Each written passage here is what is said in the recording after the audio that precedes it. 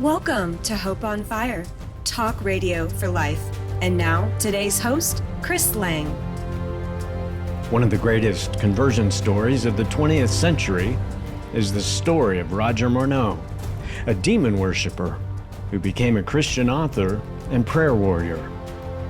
Behind this great man of God was a couple that risked their lives to deliver him from Satan.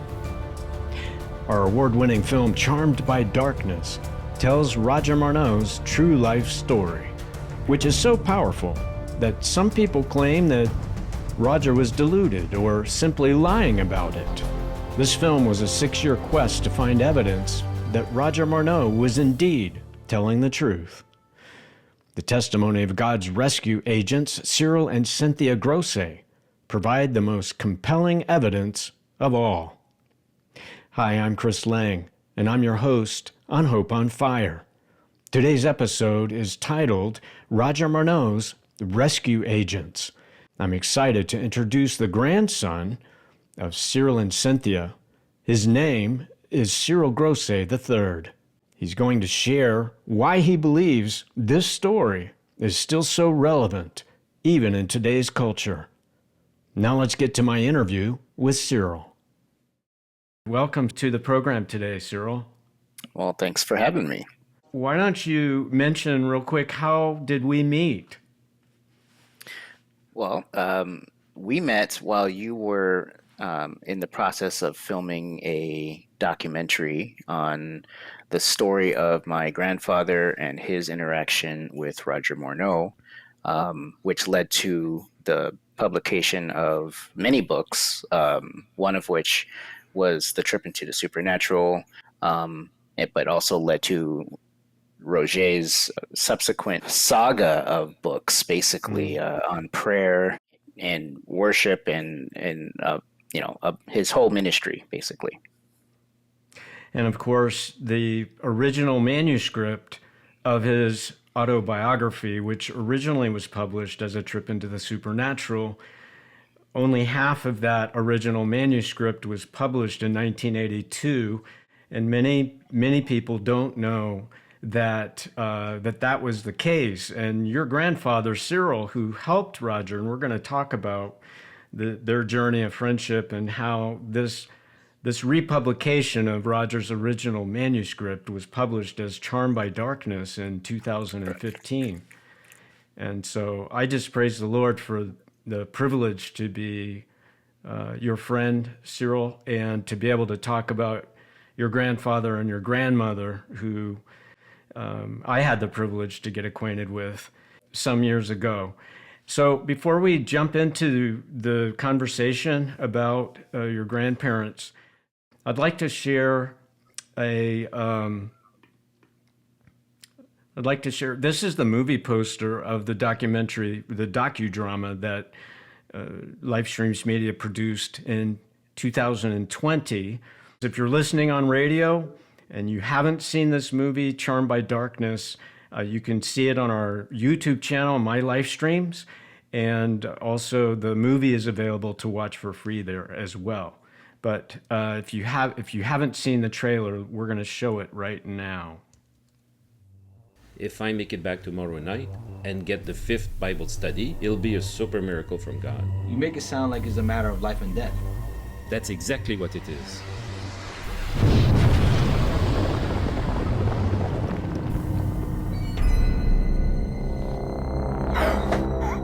Those aren't spirits. They're union workers.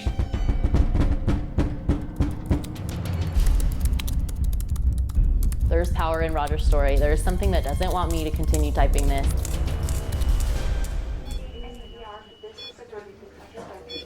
Mr. Morneau. This man is connected with the guy above, and you want to talk to her and pray for her. I wanted to know what he knew and why his prayers were so powerful.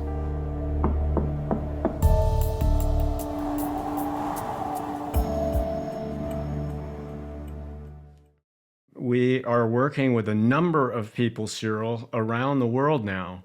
People in Germany are doing overdubs of Charmed by Darkness. There's a ministry in Italy that's translating it, not just subtitles, but actually overdubs the whole film with female and male voices for the different people that are talking. So it's a huge effort on the part of some of these foreign ministries that are doing this. But it's just Praise God for that. really an honor, isn't it, to see Absolutely. this movie is not just, again, it's not just being broadcast in English, but in all of these other languages now being overdubbed. We have subtitles, Cyril, now in over 9 languages. And of course, as I mentioned, now these overdubs are starting to pop up. And so I just praise the Lord, Cyril, for this. Now, Oh, there we are.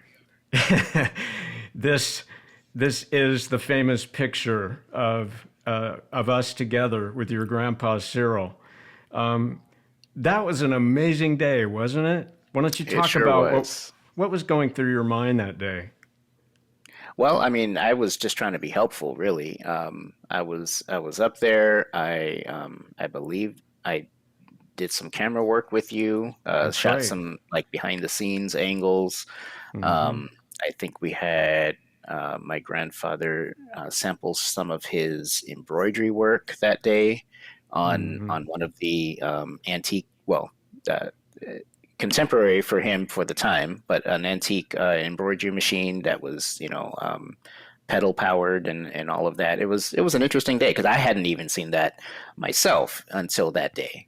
For those that don't know what you're talking about, this embroidery machine was the actual model that he used in the 1940s when he met Roger Morneau for the first time in a garment factory, where they worked side by side and got acquainted from the very beginning. Yeah, So, it was definitely a very tactile, visceral feeling of exactly what was going on when they met. right. And it was so fascinating to me, Cyril, to see your granddad still able to use that pedal and do the stitching, which required a lot of artistic skill. And that's why these Roger and your granddad and it's Cyril, the first, earned more money than regular people at regular sewing machines because those embroidery machines were a lot more complicated to use, Yes, right? yes, you had to be an artist basically. I think what we had him do, he spelled his name, I believe, in cursive for us on the machine, and it was like he was transported in time. He picked up a piece of fabric and some thread, and he started going so gracefully as if the years had not transpired. In 1946, Montreal was the center of women's garment manufacturing in Canada, with over 700 factories and more than 19,000 workers. Cyril worked at an embroidery factory as a foreman. A sewing machine operator earned about $20 a week, while a Banaz machine operator, such as Cyril operated, earned twice as much due to the artistic skill required.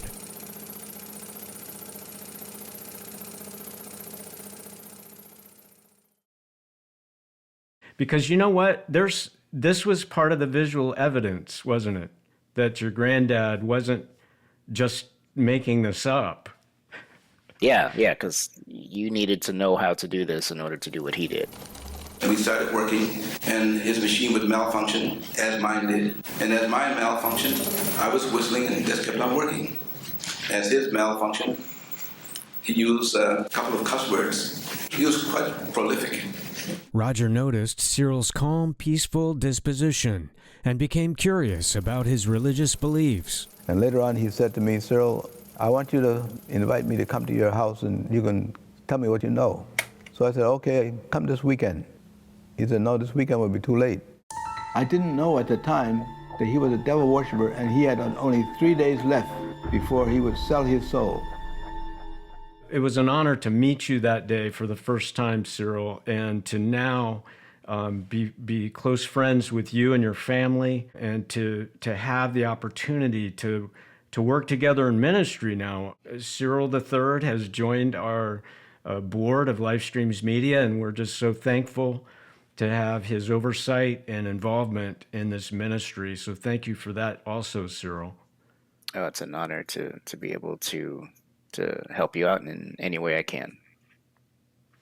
So let's talk for a little bit about your memories, about this legacy. Maybe you can share a little backstory of how your grandparents met, which we show a very compressed version in Charmed by Darkness. Well, I mean, they were childhood friends, so I don't know of a love story that started earlier than theirs. You know, my grandfather did not have a very good home life, and so being outside and having a friend to spend time with was very important and kind of a refuge. And their friendship was, you know, it probably saved his life in his formative years. And then, you know, their friendship blossomed into a romance that endured, you know, the rest of their lives. Why don't you, the first time, didn't Cyril sit by on the front steps of her house when they were just kids and she was playing piano and he heard her playing on the piano in the house? He talked something about just loving how she would play the piano. Yeah, that, you know, when he used to talk about how they were as children, that would be a theme that he would keep bringing up. You know, I'm not sure exactly when she learned to play, but it sounds like from very, very young, she was playing the piano. She was probably more into music than he was as children. Mm-hmm. I don't believe he started singing, you know, because he sang in various vocal groups, but she was probably the one that you know, that planted the music seed. Now, Cyril, one of the things that a lot of people don't know about this amazing partnership that developed with your grandparents is that your grandmother was a Seventh-day Adventist, right? Correct. And your grandfather was not at first. No, he wasn't. He wasn't even. He was barely initiated when he met Roger. By the way, for those who are American and don't speak French, Roger. Yes, that's okay. This is Roger's French, the French pronunciation, correct, of Roger's name? Correct. Yeah, they would always refer to him as Roger, even though we were speaking English. Sure. Just for the listeners and viewers to understand, this was a way of giving respect to Roger's heritage, right, of being French Canadian. Correct. Yes, this all took place in French Canada. So,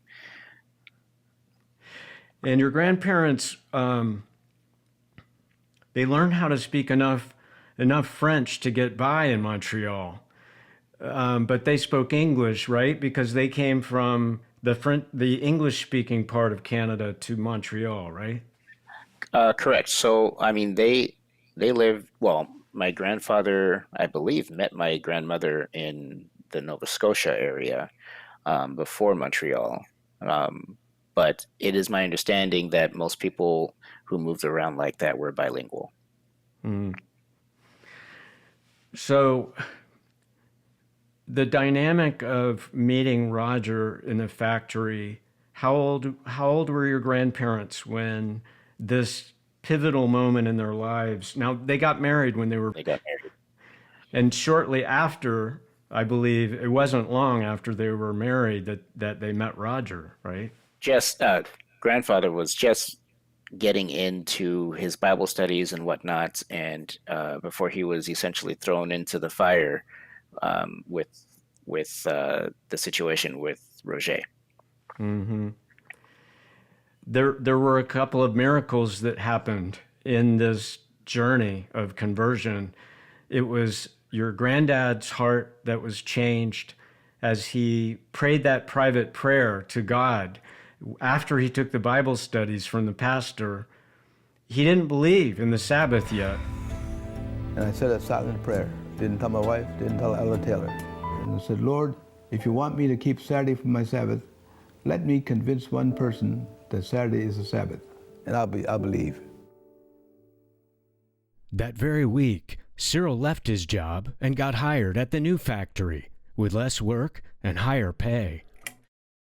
And he met Roger at the factory just a few days or maybe a week, just very soon after that prayer. And then your grandmother had an allergy to cigarette smoke also. That took a lot of courage and faith for your grandmother, Cynthia, to allow a man like Roger, not only a stranger, but someone that your granddad said, wow, he smokes like a chimney and he curses like a sailor. Mm-hmm. Indeed. And into the home too. Yeah. And that was, that compounded the effect because there was residual, effects after he left every time. So, the assault of the allergen for my grandmother continued long after he left every day.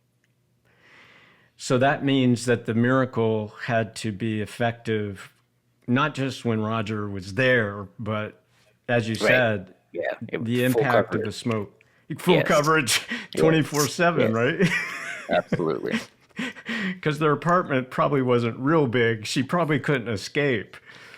Right. As we, found out later with the fire incident. But yes, there's layers to how uncomfortable and inconvenient and just so many reasons and excuses to not move forward with witnessing to Roger. Without giving away the whole, storyline, because people, if you haven't watched Charmed by Darkness, go watch it. It's available for free on our YouTube channel, my live streams. We're talking today with Cyril Grosset III, the grandson of Cyril and Cynthia Grosset, who were used by God in 1946 and became lifelong friends with a former demon worshiper, Roger Morneau, who became an author and also a prayer warrior, International Intercessory Prayer Ministry, with 25,000 names on his list at the time of his death in 1998. But let's go, Cyril, to this dynamic which comes out in the film. Your grandparents didn't know that Roger was a Satan worshiper or a demon worshiper. Talk about how unique this story is in your mind. You've heard a lot of different stories about conversions before. Yeah, so this might be kind of a surprise to you, but I didn't know it was uncommon growing up. I thought this was the way that conversion stories worked. I, in fact, expected to have, these supernatural encounters at any moment. I was wondering when mine was coming as I was growing up, because I didn't have the perspective of the the average person who just hears about this as a rarity.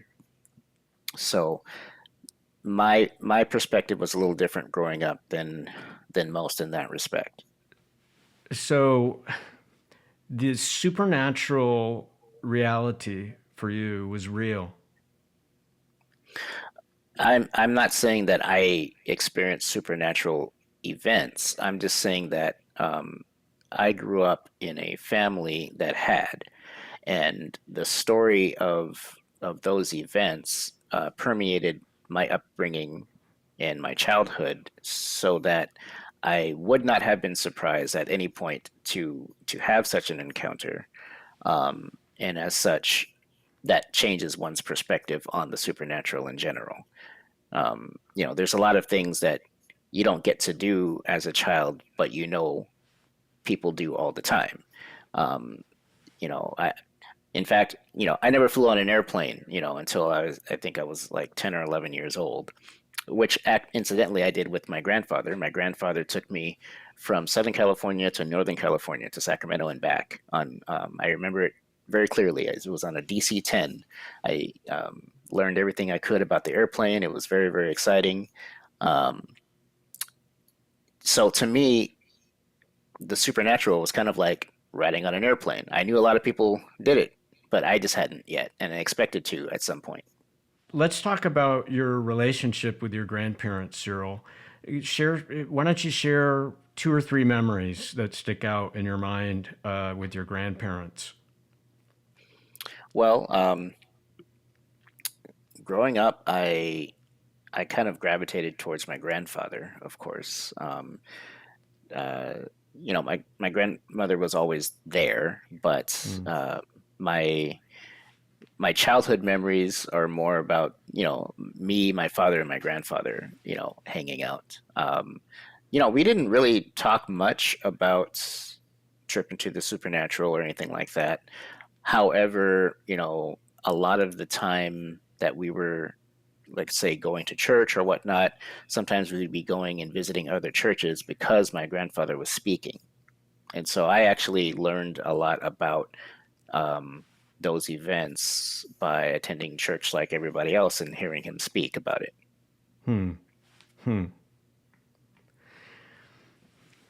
What character traits stick out in your mind about your grandfather, Cyril, who you were named after?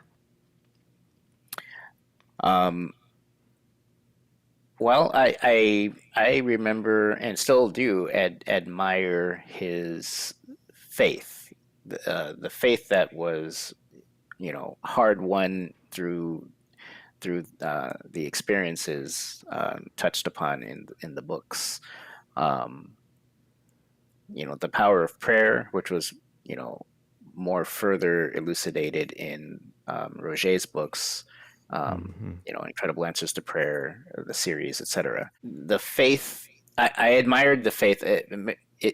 Maybe even jealous in a way. I'm not sure if that's the right word, but I don't wish that I was attacked by demons. But I wish I had the experience, that faith forming experience that gave my grandfather the attitude that he had. The book Charmed by Darkness includes a letter from Cyril that details how Cynthia nearly lost her life in a fire that broke out soon after the Bible studies. I had some cleaning fluid that I had bought. I had a jacket that was soiled, and I wanted to clean it. So I opened up this can of naphtha. I was cleaning my jacket, and Cynthia's little brother came into the room. He said, "What's that?" I said, "It's naphtha." He said, "Will that burn?" Yeah. He said, "That won't burn." So he took a match out of his pocket and lit the match, and immediately the whole room was engulfed in flames. I was blown out of the room in the hall, but Cynthia was trapped. Her only escape was to jump out the window, which was 3 stories up. And I ran downstairs and grabbed the blanket off her father's bed and ran back up to throw the blanket on the flames. And when I came upstairs, she was out in the hall. When the fire really got to the chair, I jumped on the chair and I prayed. I said, "Lord, I have no place to go." I waited to hear, and I heard this voice say, "Jump now." I was interested in track, so I knew how to get ready to jump, and I jumped clear across the room. I don't recall flying, but when I noticed, I was out in the hallway.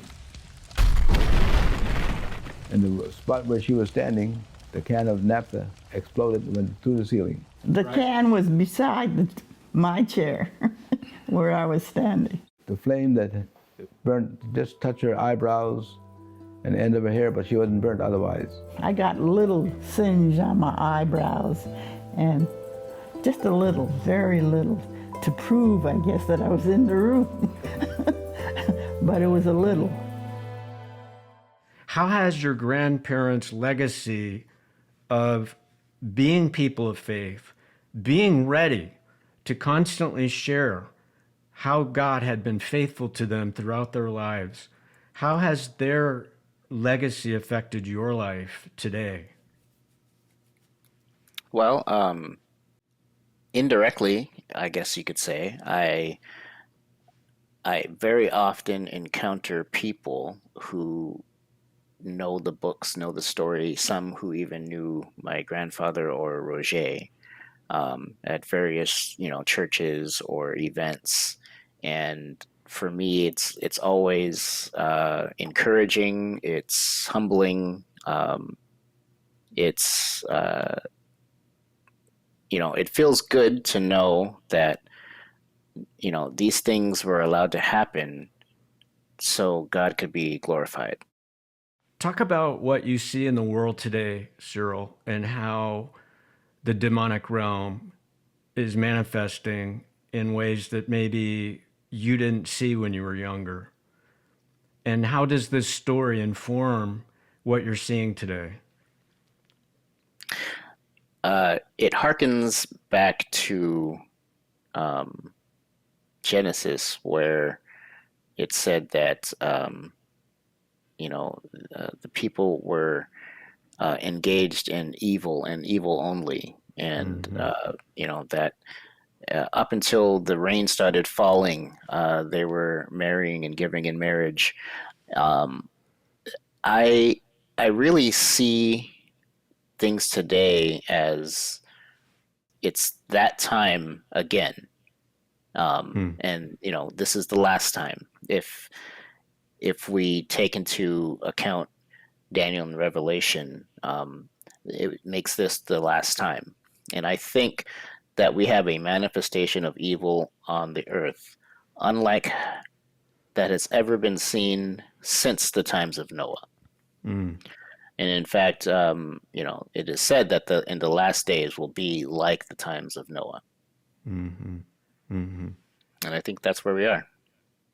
You travel a lot, Cyril, don't you? Yes, I've been accused of worse.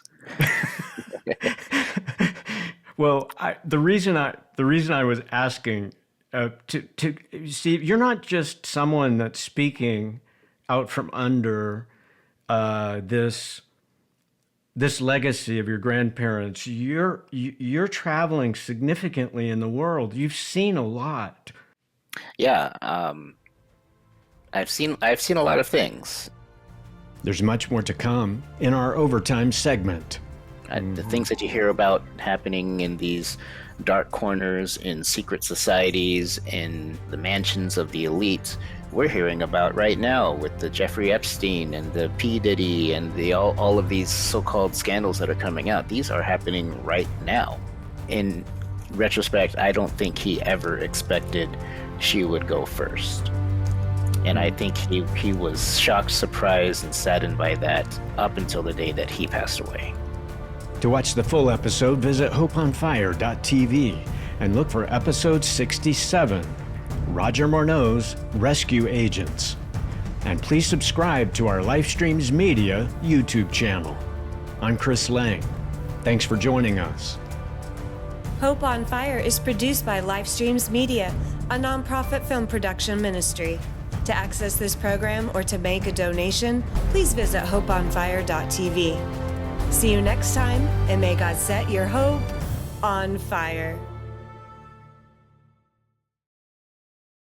Welcome to our overtime segment. I'm Chris Lang, your host on Hope on Fire. Today's episode is Roger Morneau's Rescue Agents. I'm interviewing the grandson of those agents, Cyril and Cynthia Grosset. The grandson's name is Cyril Grosset III. And I'm so excited to be able to talk with him and converse with him today. I hope you're being blessed. I know I am. Cyril was just talking before the break about the things that he has seen in the world that are validating not only his story of his grandparents and their friendship with Roger Morneau, but also the Bible's prophecies that promise us and predict that the final days will be just like the days of Noah. Now let's get back to my conversation with Cyril. And I guess in a very real way, I I've come to have a body of experience that I can rely on very similarly to that of my grandfathers, so that I can I have some perspective as to how the enemy works and how the enemy um, can deceive. And I see in the world today and the things that are happening both on the political stage and in entertainment. Um, I see that background of malevolent um, uh, workings, spiritual workings in the background, and it's the foreground now. Yeah, that's a good point, Cyril. And you also are very aware of the secret societies that are involved in trying to control world affairs. Yeah, not even hiding it anymore. I wouldn't even call them secret. You know, Mhm. in fact, I think they're so bold that they make a mockery out of being out in the open. Mm, agree. They're they're making fun of us. This is exactly what the Bible predicted. 2 Peter chapter 3, the Bible says, Peter is telling us as a prophet that in the last days the scoffers would come. Yes. And they would be walking according to their own lusts. And what are they scoffing at? Where is the promise of his coming? For since the fathers fell asleep, all things Everything has continue continued as the way were. yep, since the creation. And then Peter says this. Remember, he says, this they willfully forget, that by the word of God, the heavens that then existed, and the earth standing out of the water and in the water, that earth that existed perished, being flooded with water. And that's what you were just talking about, Cyril, the days of Noah. And here the scoffers are willingly forgetting. These scoffers are claiming to be Christian. Many of these secret, so-called, not so secret society leaders in the world, a handful of them are so They're powerful. mainstream. Right. It's what I mean by not so secret anymore is that the things that used to be occult, or said to be occult, are now mainstream. We have occult governments. We have people in positions of power, authority, in daylight, that a generation ago couldn't walk around in the day. That's a good point, Cyril. Witches and shamans had to kind of operate in the dark, and that's not so anymore. No, not at all. In fact, they're invited guests at public events, and they're heralded and worshipped is probably the appropriate term. Mm-hmm. Definitely promoted. And the power behind all of this is spiritualism. The undergirding power is that people, in the Bible, when it talks about an idol, when it talks about the carved images and molded images, that's symbolism for ancestors in the afterlife, that people have that this image is a representation of a dead person who's alive in the afterlife. This movie Mystified that we came out with recently, Cyril, is out there as a resource for people to help people understand everything you're saying is unpacked in that 3-hour program to help people see how out in the open it is by Hollywood celebrities and NFL quarterbacks and psychedelic drugs that are being practiced and meditation to tap into the subconscious realm. So what else are you seeing in your journey in regards to, now you've studied medicine as well. What is your take on the explosion of psychedelic drugs in the mainstream? Well, I don't I don't know that there is an explosion per se in their use. I think there's an explosion in their acceptance. Because, as you know in your research, this has been something that has been part of the background of cultures all over the world for thousands of years. So we're not talking about new things per se, but old things used in a contemporary way that is less. I keep on going back to this term occult. It's mainstream. So where something might have been considered taboo, to be avoided, maybe even dangerous, is now, you're living your best life. It's a la mode. It's popular. It's a way to be cool. It's a way to enhance your life. So it's being rebranded. I think we're going through a rebranding of ancient occult practices. I like how you clarified that the new is not new. It's just repackaging of very, very ancient practices. Correct. Yeah.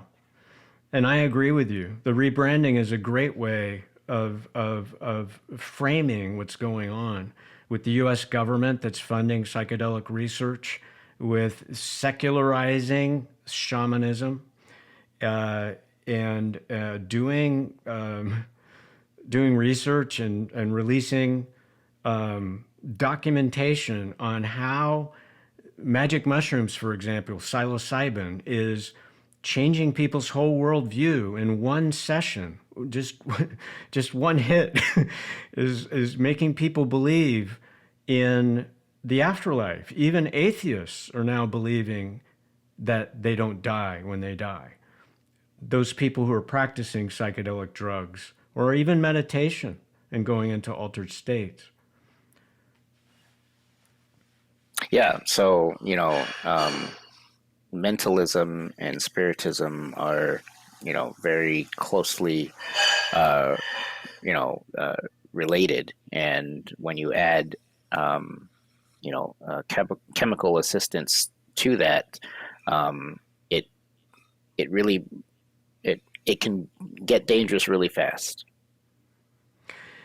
And this whole discussion ties back into the experience your grandparents had with Roger, right? Because Roger actually tried to practice animal magnetism on your grandfather the first night of Bible studies.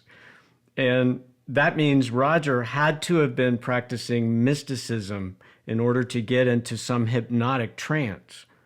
Well, yeah, he was learning things on his end and trying to bring it to their Bible studies, which probably was not a coincidence. This is one of several recordings that Cyril gave me between Roger and Cyril and their wives in 1981 that provide more evidence that Roger really was involved in demon worship. When you left the house, you walked down those flights of stairs, and we watched you out of the window. This was the third floor, watching you from, and you ran from one streetlight to another. And you rest at the streetlight, and you take off like a bullet to the next light. I looked at Cynthia, and Cynthia looked at me, and I would say, "How strange." Well, Sarah, let me tell you a little bit why this unusual experience took place. First of all, I was aware of the fact that demon spirits were undoubtedly putting the satanic priest aware of what was taking place by studying the Bible. While my dad was having his Bible studies, one night in his room he was attacked by evil spirits that started strangling him. Of course, he prayed upon God to save him because he knew that God was stronger than the fallen angels. It was at that time that they released their grip on him, but he had bruise marks showing where their handprints had been. When we asked him why was he so upset, He said, I committed the unpardonable sin. And he showed me a book. It looked like a Bible. And I opened the book, and it showed gave directions on how to communicate with Satan directly. You go to a certain location, like in the country at a crossroads, and you make a circle of a certain diameter, and you stand in the middle of this circle, and Satan would appear to you and talk to you person to person. If you stepped outside the circle, you would die. When I read that, I closed it up. I said, Roger, I don't want to read any more of this. I don't even want to see this book anymore. Well, anyway, Roger, after we finished those Bible studies, were you bothered with the devil anymore? Well, yes, I had all kinds of experiences that took place for another week or so. And what was one of the worst ones? Well, I was being choked at night. My bed. You felt like hands were going I slept very little. By the time that I didn't sleep, spirits were trying to get rid of me. It gives me great joy to be able to sit here and say thank you to the Lord for His kindness toward us and saving our lives, because we've been in some dangers.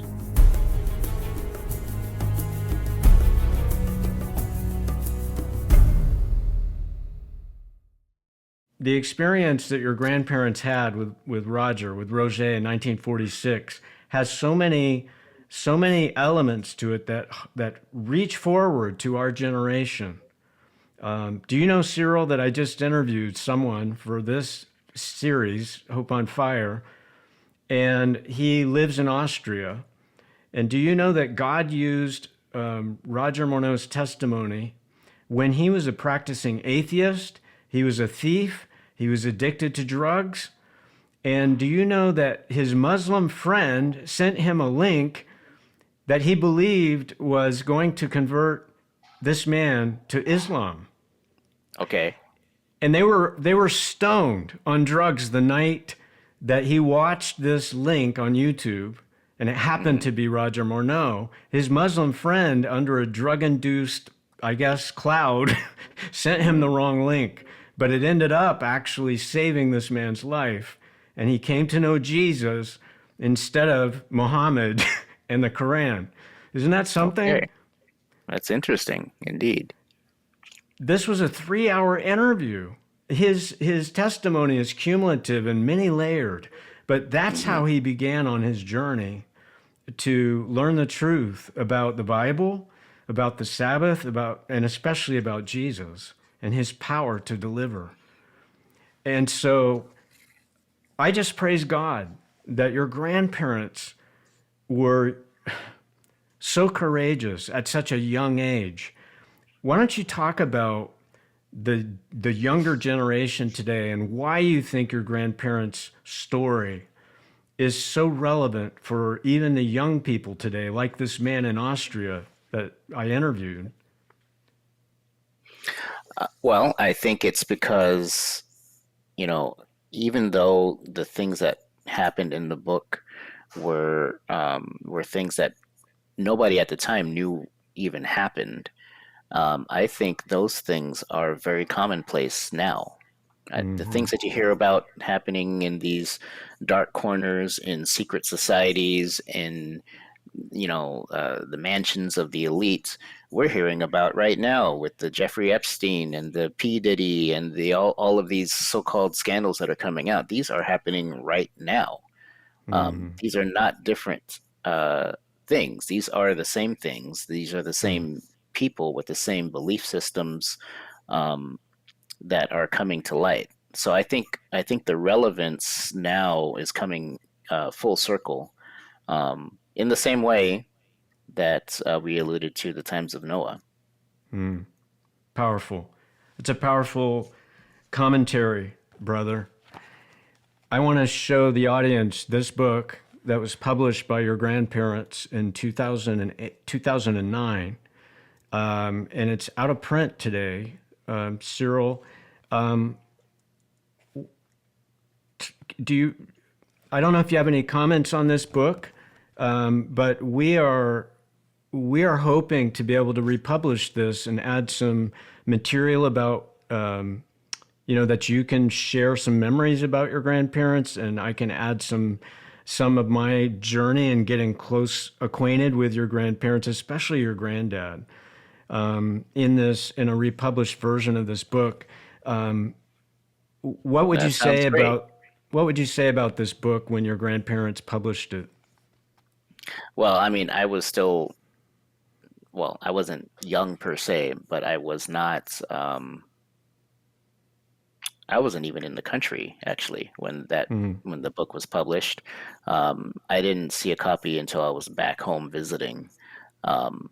But for one thing, it's a very short book. The text is very large, so it looks like it's longer than it is. I really think it could be longer, so I definitely support the idea of reprinting it with more. Perhaps you and I can collaborate on a foreword or something like that. Sure. But it is a nice, succinct biography of the story that preceded Roger and continued. I love how your grandparents talk in this book, Cyril, about how God blessed them with many teaching credentials and how they used that not only to open their own school in California, but also they used their skills that God gave them to help Roger become an author. Indeed. In collaboration with Miriam. And he wrote in English through Miriam, which I'm only talking based on what I was told. He was very not comfortable with, initially he didn't feel qualified, to do that, but he couldn't stop him from writing after that. So, that's kind of a miracle in and of itself. When you and I were filming your grandfather in his kitchen, he was sharing about the process of how Roger would send a few pages at a time, and they would have them typed. Miriam would type them, right? But your grandparents did some edits, just checking words to make sure grammatically that they were appropriate. And the miracle, I believe your grandfather said that book, which was published, the whole manuscript was published as Charmed by Darkness in 2015. Hi, Cyril, my old friend. Since we met together in Toronto, Hilda and I are often reminiscing about that wonderful weekend. Enclosed are 8 more pages for you to add to the manuscript. Well, we were amazed at how his writing was so almost perfect. And it took about a year, and I mailed the original back to Roger, but I kept a copy in case it was lost in the mail. The book was published in 1982 and included only half of Roger's original manuscript. And your grandfather was so excited to see this book come out in 2015. Finally, the whole manuscript was published. And what I love there's a lot to love about your grandparents sharing their memoirs. Talk about this phrase, "the Lord will provide." How was it that became a very loved phrase for your grandparents? Well, it was just a continuing theme throughout their whole life. It was kind of like the reprise of the story of the widow and the raven. They found themselves in that situation over and over and over again, and over and over and over again, the Lord provided. Amen. Amen. I understand that your grandfather testified in this book that your grandmother would say that every time they were in a corner with no way out. She would just say that out of faith. And he learned to hang on to that too, your grandfather. Indeed. Yeah.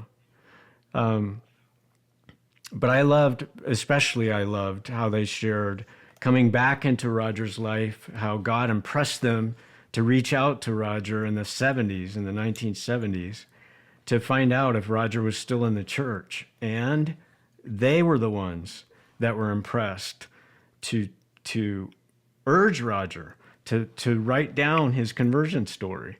Mm-hmm. Isn't that right? Yeah, that's how I remember it. Again, this is before I was born, so Well, yeah. and again, the cool thing about your grandparents is that they were witnesses together of each other. You know what I'm saying? Like, so everything they shared, they were together. And so it wasn't like one person telling a story. They were together. They both saw this. And they both were encouraged to encourage Roger to write this down, which became a journey for Roger as a well-known author. Yeah.